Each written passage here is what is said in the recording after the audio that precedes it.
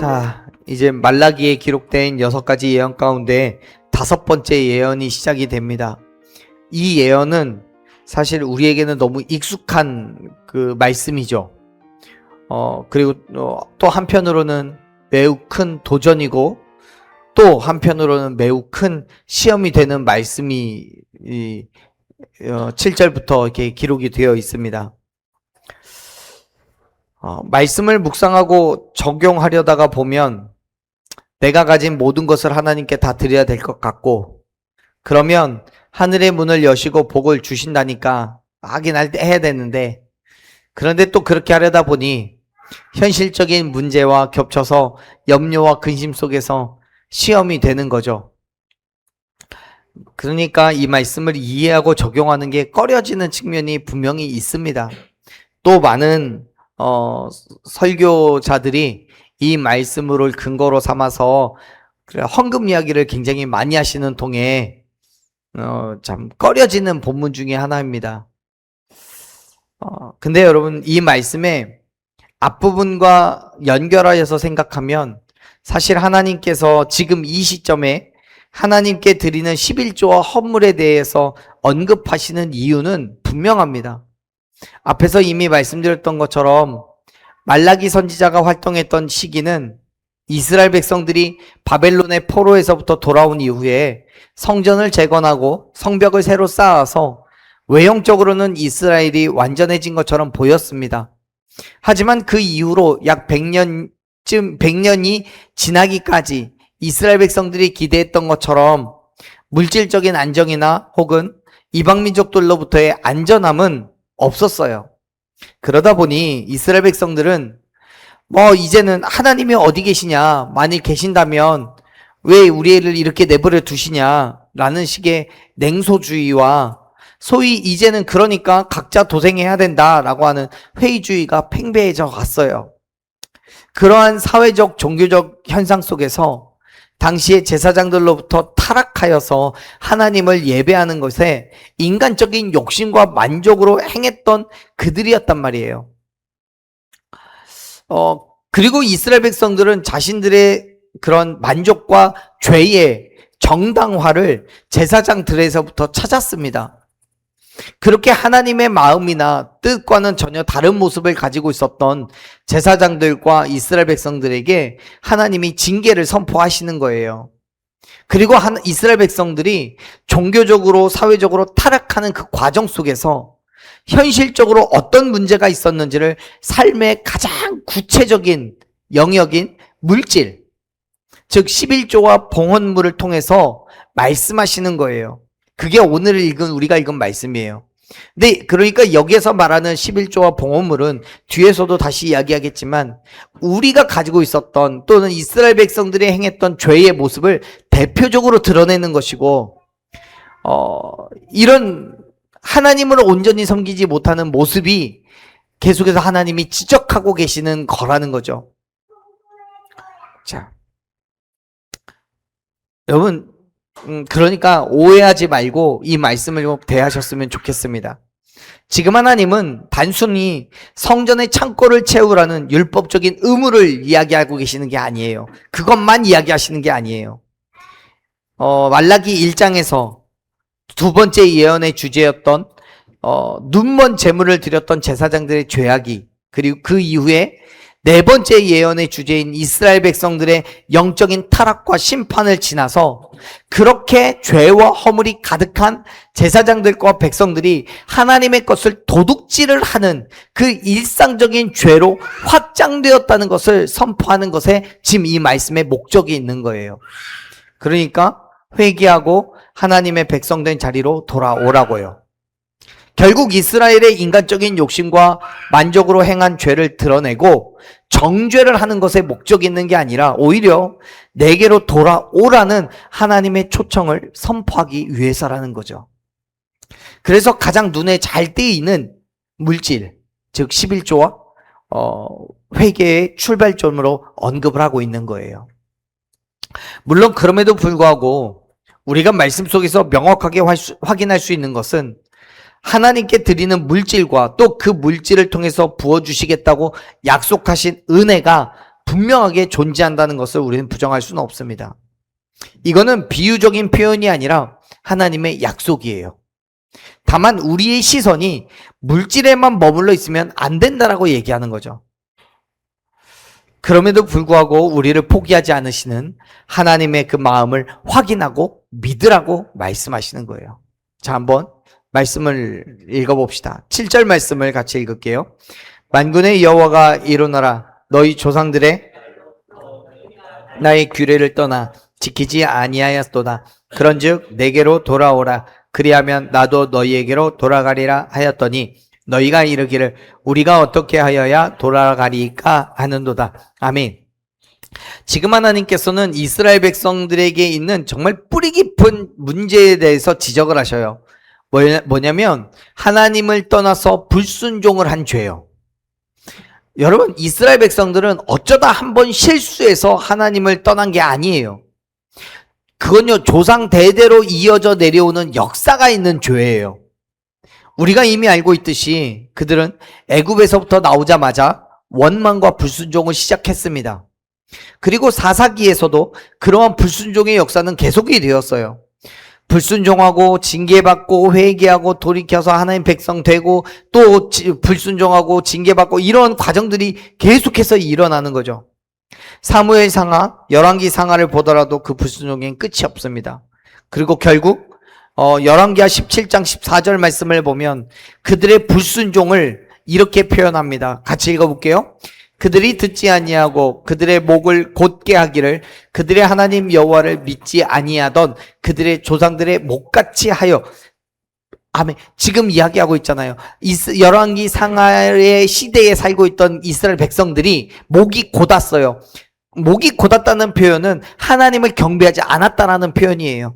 하나님을 신뢰하지 않아요. 하나님을 경외하지 않아요. 그런데 그렇게 목이 곧았던 이스라엘 백성들은 그때만 그랬던 것이 아니라 조상들의, 이미 하나님을 믿지 않는 조상들이 그랬던 것처럼 목이 곧았다고 얘기하잖아요. 불순종했어요. 결국 이게 나라가 망하는 원인이 돼요. 물론 그들이 항상 불순종했던 것만은 아니에요. 불순종했다가도 징계를 받으면 또다시 회개하고 돌아와서 믿음의 삶을 살아요. 하지만 어느 순간 또 다시 불순종의 모습으로 돌아갑니다. 그들의 삶은, 우리의 삶은 여전히 세상에 있고 인간적인 욕심과 만족을 버리는 게 그렇게 쉽지 않은 거예요.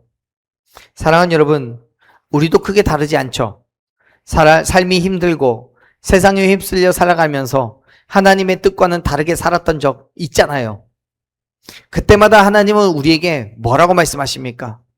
우리에게 뭐라고 말씀하셔요? 성경을 통해서 또는 설교 말씀을 통해서 또는 기도할 때마다 우리에게 주시는 감동이 뭡니까? 이제 못돼 처먹은 거 네 맘대로 살아라, 그렇게 얘기하시지 않잖아요. 날마다 끊임없이 우리에게 하시는 말씀은 뭐예요? 돌아오라는 거예요. 할렐루야. 7절에서도 이야기하고 있어요.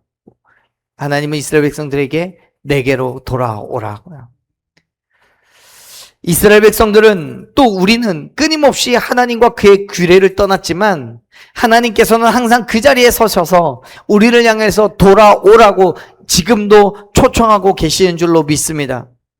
여러분, 여기에서 돌아오라라고 번역된 히브리어는요, 가던 길을 돌아서서 방향을 완전히 바꾸는 회개를 의미합니다. 그런데 단순하게 방향만 바꾸라는 의미가 아니에요. 깨어진 관계를 다시 회복하고 하나님이 계신 자리로 복귀하라는 얘기예요. 다시 말해서 방향만 바꾸는 게 아니라 마음을 돌이키는 완전한 회개가 필요하다는 거예요. 그러면 어떻게 하시겠다고 말해요? 하나님과의 관계가, 하나님께서 관계를 회복시키시겠다고 말씀하셔요. 여러분, 하나님의 말씀은 인간적으로 생각하면 말이 안 되는 얘기예요. 왜냐하면 하나님과 인간의 관계는 흔히 언약의 관계라고 표현하듯이 계약을 맺은 관계란 말이에요. 근데 그 계약이 깨진 거예요. 그것도 하나님이 깨트린 게 아니라 인간이 하나님의 말씀에 불순종함으로써 하나님과 맺은 그 계약을 이행하지 않는 불순종, 이행하지 않음으로써 그 관계가 깨진 거란 말이에요. 그러면 인간적으로는 이 계약은 완전히 파기된 거예요. 인간이 계약을 이행하지 않아서 파기되었고 하나님은 그 계약의 피해 당사자가 됐어요. 그런데요, 그런 피해자인 하나님이 뭐라고 얘기하시는 거예요? 괜찮다고요. 돌아오기만 하면, 다시 계약을 이행하기만 하면 된다라고, 이 관계를 다시 회복시키시겠다라고 말씀하시잖아요. 여러분, 이게 인간적으로 가능한 일이라는 거예요. 사랑하는 여러분, 하나님께서는 여전히 같은 자리에서 우리를 향해 돌아오라고 말씀하고 계십니다. 우리의 모든 죄를 회개하고 방향뿐만 아니라 마음까지도 돌이켜서 하나님께로 돌아오라고 얘기하시고 계셔요. 돌아오기만 하면 하나님께서 우리가 깨뜨렸던 그 관계를 다시 회복시키시고 하나님의 백성으로 다시 삼아 주실 것을 약속하셨음을 믿으시길 바랍니다. 그 말씀을 신뢰함으로 다시 하나님께로 나아가 하나님의 자녀된 삶을 결단하는 저와 여러분 되기를 간절히 축원합니다. 그런데 말입니다, 여기에서 한 가지 문제가 생겼어요. 분명히 하나님은 이스라엘 백성들을 부르고 계시는데 정작 그들은 하나님의 말씀에 이상하게 반응을 해요. 7절 마지막을 보면 이렇게 말하죠. 우리가 어떻게 하여야 돌아가리까? 라고요. 여러분, 지금 이스라엘 백성들이 하는 이 표현이 이해가 되세요? 무슨 말인지? 이들은 돌아오라고 말씀하시는 하나님의 뭐라고 이야기하는 거냐면, 우리가 도대체 뭘 잘못했길래 돌아오라고 하는 겁니까? 어떻게 하는 게 돌아가는 겁니까? 우리는 지금까지 하나님과 함께 있지 않았습니까? 그런데 뭘 돌아오라고 하는 겁니까? 라고 얘기하는 거예요. 여러분, 굳이 이해해보자고 한다면 이스라엘 백성들의 입장에서는 하나님을 버린 게 아니에요. 단지 그들이 처한 환경과 상황들 때문에 잠시 우선순위에서 밀린 거예요. 이해가 되세요? 지금은 그런 일들이 많이 일어나는 얘기는 아니지만 전쟁 이후에 우리는 정말 어렵고 힘든 시기를 살았을 때 그런 거 많잖아요. 너무 지금 먹고 살기 힘드니까 아이를 잠깐 부모님 집에 맡겨놓고 멀리 돈을 벌러 나간다든가 원양어선을 탄다든가 이런 일들이 있잖아요.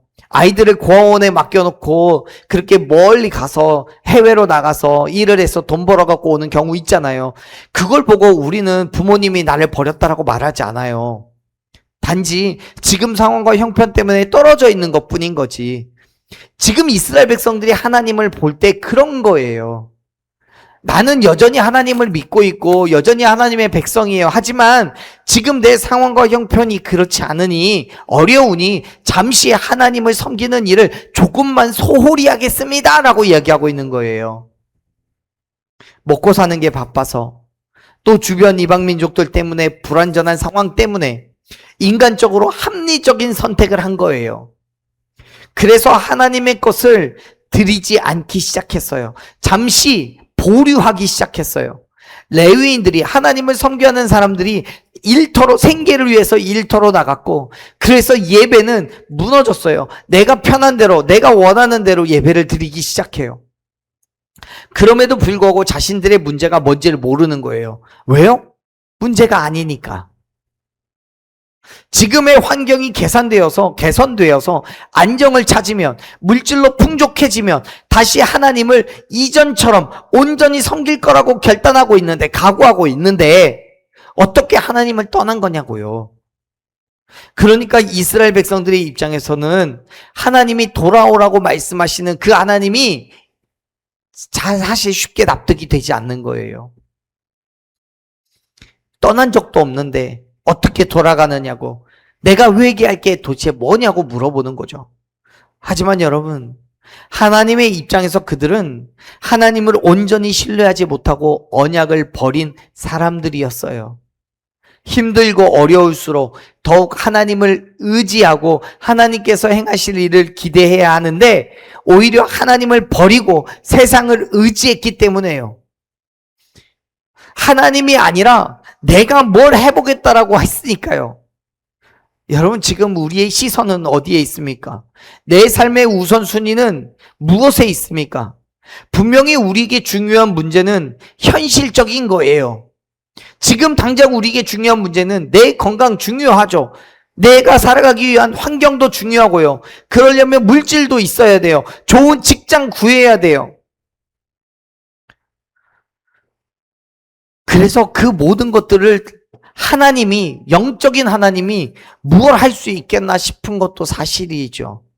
내 눈에 보이는 것, 저것을 내가 얻기 위해서는 내가 발버둥 쳐야지 얻을 수 있다고 생각하니까요. 아니, 하나님이 일하시는 게 우리 눈에 보이지도 않아요. 혹은 일하신다고 하더라도 너무 더뎌서 기다리는 것도 쉽지 않아요. 하지만 사랑하는 여러분, 그러니까 더욱더 하나님께로 돌아오십시오.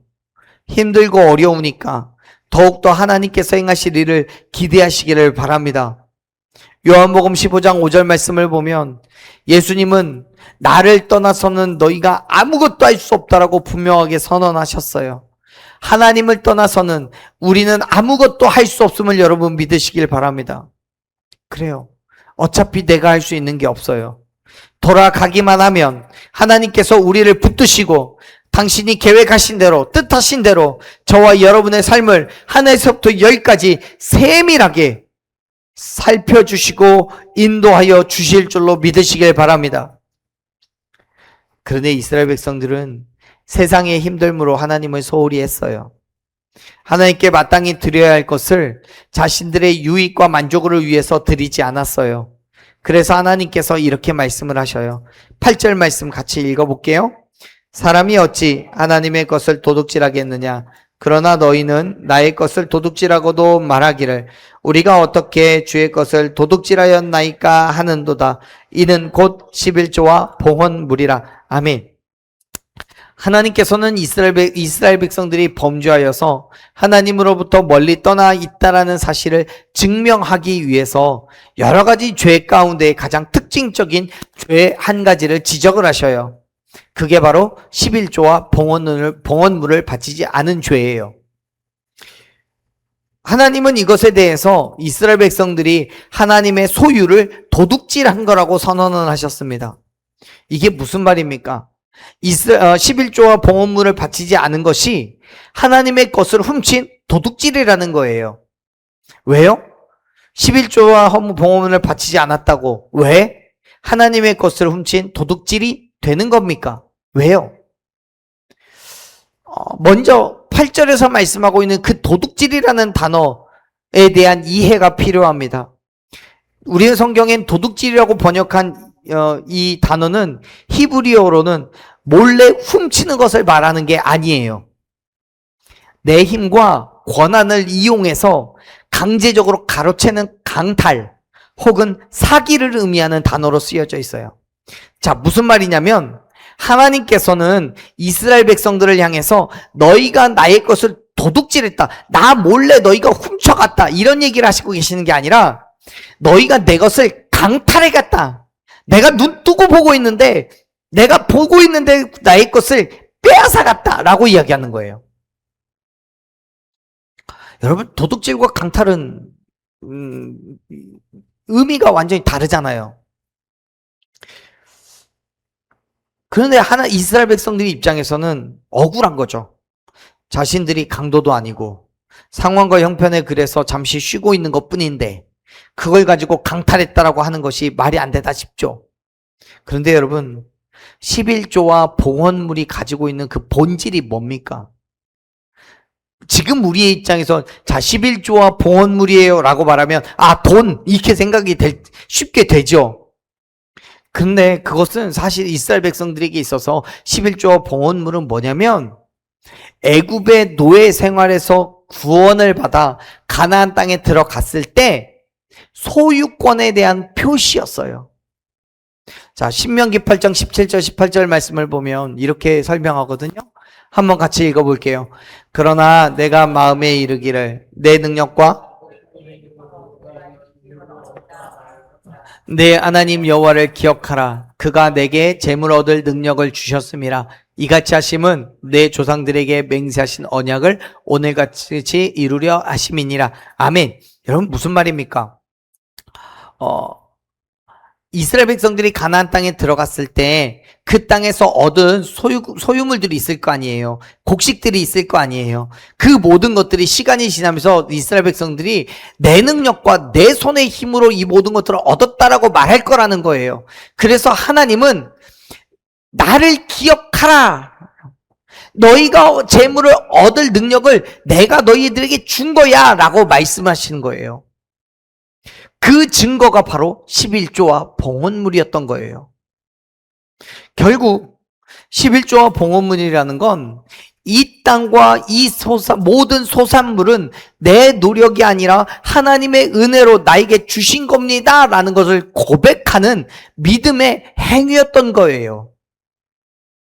마치 에덴 동산의 선악과처럼 내가 이 모든 것을 누리지만 진짜 주인은 하나님이십니다라는 하나님이시다라는 것을 선포하는 신앙 고백의 마지노선, 가장 끝자락에 있는 거였어요. 그러니까 물질을 붙잡고 놓지 않는 행위는 단순히 돈이 아까워하는 마음이 아니에요. 내 삶의 주인이 하나님이 아니라 나 자신이라고 주장하는 고집인 거예요. 내 만족과 내 생존은 내가 책임진다고 하는 영적인 교만을 이야기하는 거예요. 그래서 하나님은 너희가 나의 주권을 가로챈 거야, 내 자리를 도둑질한 거야 라고 말씀하시면서 그 이야기를 하시는 거예요. 11조와 봉헌물의 이야기를. 그런데 여러분 오해하지 마세요. 지금 하나님은 단지 11조만을 말씀하시는 게 아니에요. 11조를 대표 삼아서 얘기하시는 거예요. 하나님께서 우리에게 주신 것은 물질뿐만이 아니잖아요. 우리의 시간, 우리의 능력, 나의 지식, 경험, 심지어 가족까지도 내게 있는 모든 것이 다 하나님의 소유임을 여러분 믿으시길 바랍니다. 사랑하는 여러분, 오늘날 우리의 모습은 어떻습니까? 우리의 시간, 내 재능, 내 지식, 내 물질을 내 것이라고 여기면서 내 만족만을 위해서 꼭 쥐고 있진 않습니까? 이건 내 피땀 흘려 번 돈이야. 이건 내 미래를 위한 보장이야. 그렇게 여러분 내 손을 꼭 쥐고 있는 한 우리는 내 인생의 주인이 하나님이 아니라 나 자신이라는 것을 온몸으로 외치고 있다는 사실을 기억하시길 바랍니다. 어떤 목사님들은 말씀에서 지금은 신약 시대를 지났기 때문에 11조는 의미 없는 거다, 11조는 안 해도 된다 라고 말씀하시는 분들도 계시더라고요. 하지만 저는 그렇게 생각하지 않습니다. 지금 계속해서 말씀드렸던 것처럼 11조는 봉헌물은 하나님께 드리는 것은 감사의 열매예요. 하나님께서 내게 허락하시 주신 것에 대한 감사의 열매요. 하나님의 것을 나에게 맡겨주셔서 단지 우리는 청지기로 그 소유물을 관리하는 것 뿐이에요. 그래서 역대상 29장 16절을 보면 다윗도 그렇게 이야기하거든요.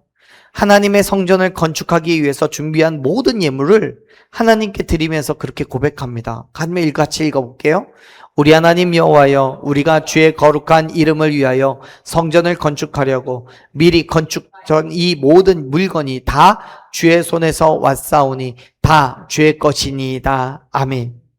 여러분, 다윗이 하나님의 성전을 건축하기 위해서 모은 재물은 다윗이 열심히 주변 민족들에게 이야기하고 구하고 찾아와서 채워놓은 물건들이에요. 그럼에도 불구하고 다윗은 그 모든 것이 주의 손에서 왔다라고 고백하고 있잖아요. 그와 마찬가지로 우리가 가지고 있는 그 모든 소유물은 하나님께서 우리에게 허락하신, 우리가 관리하고 사용하라고 우리에게 허락하여 주신 재물을 허락하여 주신 하나님의 선물이라는 사실을 여러분 기억하시길 바랍니다.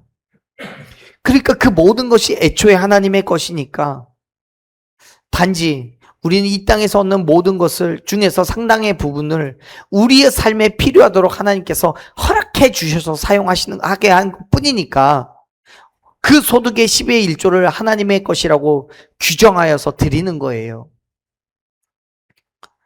결국 11조는 우리의 모든 소유가 하나님의 것인 것을 인정하는 신앙의 표현인 거죠. 더 나아가서 하나님께서 그 11조를 당신의 피를 위해서 사용하시지 않잖아요. 하나님 뭐 돈이 필요하신 분이십니까? 아니잖아요. 이 땅에서 기업이 없는 제사장들과 레위인들을 돌보고 가난한 과부와 고아들을 구제하면서 성전의 유지 보수를 위해서 사용하도록 허락하신 것이 11조예요. 그러니까 하나님께서 11조를 바치지 않는 것에 대해서 강탈하는 거라고 표현하는 게 당연한 거예요. 그것이 드려지지 않으면 하나님의 성전을 다시 유지 보수할 수 없어요. 하나님을 섬기는 제사장들이 살아갈 수가 없어요. 그래서 온전히 하나님을 예배할 수가 없어요. 하나님의 백성이 가난한 과부와 고아들을 구제할 수가 없어요. 그러니까 강탈인 거죠. 사랑하는 여러분, 마치 주인의 밭을 경작하는 종이 밭에서 나온 곡식을 주인에게 주지 않고 자기 창고에 넣어서 자기 만족과 유익을 위해서 사용하는 것과 같은 거예요. 하나님은 우리 창고에 모아놓은 그 창고의 곡식들 중에서 정말 10분의 1만큼만 내놓으라고 말씀하시는 거예요. 사랑하는 여러분, 누가 자기의 모든 것이 다 하나님께 속해 있다는 것을 인정하면서 그 소득의 10분의 1조차 아낀다면 그의 고백이 진정한 것이라고 할 수 있겠습니까? 또 누가 하나님을 사랑하고 신뢰한다고 하면서 거룩한 신앙의 공동체를 세우는 데 필요한 물질에 인색하다면 그가 진정한 신앙이라고 말할 수 있겠습니까? 사랑하는 여러분, 하나님의 주권을 고백하면서 하나님의 것을 온전히 하나님께로 내어드리시기를 축원합니다. 단지 물질만 얘기하는 거 아니에요. 그 안에는 우리의 시간이 들어있어요. 그 안에는 우리의 희생과 헌신과 수고가 들어있어요. 그 안에는 우리의 삶의 자체도 들어있어요. 여러분, 하나님께 드리는 건 공짜가 아니에요. 내 시간, 내 재능, 우리에게는 모든 것이 다 하나님의 것을 인정하시기를 축원합니다. 시편 24편 1절에서 시편의 저자가 이렇게 선언해요. 읽어봅시다. 땅과 거기에 충만한 것과 세계의 그 가운데에 사는 자들은 다 여호와의 것이로다. 아멘. 믿으시길 바랍니다. 우리에게 있는 모든 것들은 다 하나님의 것입니다. 그렇기 때문에 우리는 그냥 청지기에 불과하기 때문에 우리가 해야 할 것은 온전한 충성밖에는 없어요. 여러분, 우리가 다윗처럼 모든 것이 다 주의 것입니다라고 고백하면서 우리의 온전한 충성을 드려야 되는 이유가 어디 있습니까? 단순히 하나님이 온 우주의 주인이시고 우리는 그분의 종이기 때문입니까? 당연히 그렇습니다. 하지만 그것이 전부라면 우리의 헌신은 여전히 무겁고 의무에 가깝습니다. 우리가 가진 모든 것을 하나님께 기꺼이 내어드릴 수 있는 진짜 이유는 우리가 하나님께 도둑질한 그 자리에서 하나님은 도리어 우리에게 당신의 모든 것을 주셨기 때문에 그래요. 분명히 우리는 인생이 힘들고 미래가 불안하다는 핑계로 내 시간과 내 물질을 내 것이라고 고집하면서 하나님의 것을 강탈했어요. 계약을 위반한 쪽은 나예요, 나. 그런데 피해자이신 하나님은 우리에게 벌을 내리시는 대신에 독생자 예수 그리스도를 이 땅에 제물로 내어주셨어요. 예수 그리스도께서 십자가에서 어떻게 하셨어요? 자신의 시간도, 자신의 명예도, 자신의 물과 피 한 방울까지도 아끼지 않으시고 우리를 위해서 전부 내어주셨잖아요. 십자가는 하나님이 우리를 얼마나 사랑하고 계시는지를 온 몸으로 표현하신 사건이에요. 우리를 위해서 당신의 가장 소중한 소유인 생명을 포기하신 최고의 희생이자 헌신이잖아요. 사랑하는 여러분, 그런 하나님이 우리에게 우리의 목숨을 요구하고 계시는 게 아니에요. 이미 우리에게 우리의 것이라고, 우리가 사용하라고, 이걸 통해서 너희의 만족과 유익을 누리라고 주신 것 중에 아주 일부분을 돌려달라고 말씀하시는 거예요. 그것도 하나님을 위해서 쓰는 것이 아니라 가난한 과부와 고아들을 위해서, 또 하나님의 성전을 유지하기 위해서. 그렇게 사용하시기 위한 거죠. 여러분, 하나님은 이미 독생자까지 우리를 위해서 내어주셨어요. 그 커다란 사랑의 관계 안에, 그 은혜 안에 우리를 다시 초청하고 계심을 믿으시길 바랍니다. 단순하게 물질의 이야기가 아닙니다.